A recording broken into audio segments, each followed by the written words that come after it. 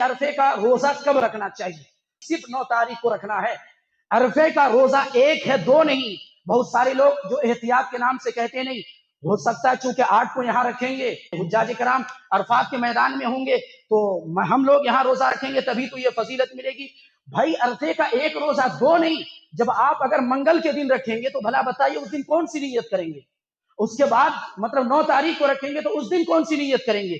اگر آپ نے اس دن یعنی 8 تاریخ کو عرفے کے دن کی نیت کیا اور پھر 9ویں تاریخ کو بھی کیا تو یہ سنت کی مخالفت نہیں تو اور کیا ہے؟ اس کو احتیاط نہیں کہتے، اس کو نبی سے آگے بڑھنا کہتے ہیں۔ لہٰذا پہلی بات تو یہ ہے کہ عرفے کا ایک روزہ ذہن میں بات بٹھا لیجیے۔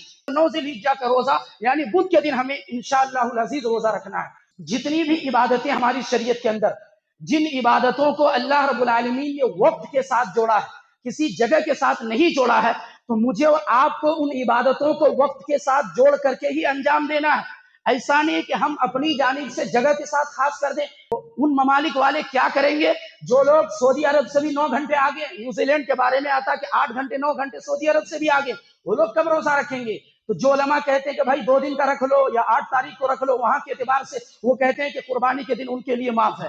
بھائی اس کا مطلب یہ ہوا کہ آپ ایسے لوگوں کو محروم کر رہے ہیں 2 سال کی بڑی فضیلت سے، جبکہ یہ ناانصافی کی بات ہے۔ تو اصل یہ ہے کہ ہر ملک یا ہر شہر والے اپنی اپنی رویت کے اعتبار کریں گے۔ تو اصولی بات پہلے ذہن میں رکھیے کہ وہ عبادتیں جن کو اللہ نے وقت کے ساتھ جوڑا، زمانے کے ساتھ جوڑا ہے، ان عبادتوں کو اسی حساب سے انجام دینا، کسی جگہ کے ساتھ خاص نہیں کر سکتے۔ بھائی حج ہے تو حج کو اللہ نے مکہ سے جوڑا ہے، خانہ کعبہ سے جوڑا ہے۔ راجستھان یا جے پور جا کر کے کوئی حج نہیں کر سکتا ہے، وہیں جانا پڑے گا۔ دوسری بات یہ ہے کہ ہماری شریعت ہم پیارے نبی کے زمانے سے لے کر قیامت کی صبح تک کے لیے، یہ جو آج عرفے کے تاریخ کو لے کر کے موضوع بحث بنا ہوا ہے، یہ کیوں بنا ہے؟ اسی لیے نا کہ آج ہمیں پتا چل رہا ہے کہ حجاج ابھی کہاں ہے۔ تھوڑی دیر کے لیے سوچئے 200 سال پہلے، 400 سال پہلے لوگ کیسے معلوم کرتے تھے؟ لہٰذا یہ کہنا کہ بھائی نہیں ہم وہاں کے اعتبار سے رکھیں گے تو 400 سال پہلے کیسے رکھتے تھے لوگ؟ وہاں پوچھنے نہیں جاتے تھے سعودی عرب کے بھائی حجاج کرام ابھی کہاں ہے، میدان عرفات میں ہے یا نہیں، یہ پوچھنے کوئی نہیں جاتا تھا۔ یہ تو آج کے ترقی کے دور میں ہمیں ایک ایک پل کی خبر مل جاتی ہے۔ وہ علماء جو کہتے ہیں کہ نہیں ہم کو 8 کو ہی رکھ لینا چاہیے، یہ آج کی بات ہے نا، اور شریعت ہماری نبی کے زمانے سے لے کر قیامت کی صبح تک کے لیے، چاہے زمانہ کچھ بھی ترقی کر جائے، کچھ بھی ہو جائے۔ اچھا اگر آپ ترقی، بہت سارے لوگ معذور کہہ کر کے پہلے کے لوگوں کو ٹال دیتے ہیں۔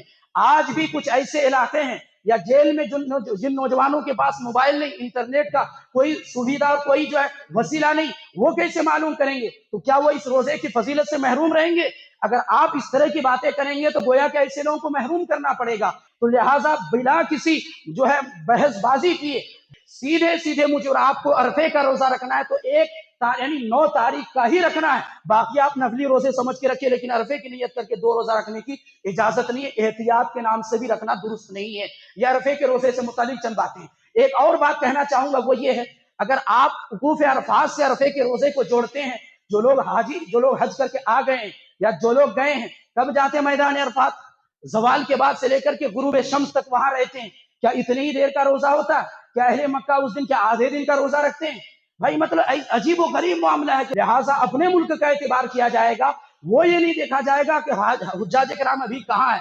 ہمیں یہ دیکھنا کہ یوم عرفہ کی فضیلت کیا ہے۔ وقوف عرفات کی فضیلت حجاج کرام کے لیے ہے، یوم عرفہ کے روزے کی فضیلت یہ ان تمام لوگوں کے لیے جو روزہ رکھیں گے۔ لہٰذا ہم جس ملک میں رہتے ہیں اسی ملک کی رویت کے اعتبار سے مجھے اور آپ کو روزہ رکھنا ہے، اس لیے کہ اس روزے کا تعلق جگہ سے نہیں وقت سے ہے، اور وقت سے اگر کسی عبادت کا تعلق ہو اسی حساب سے مجھے اور آپ کو انجام دینا ہے۔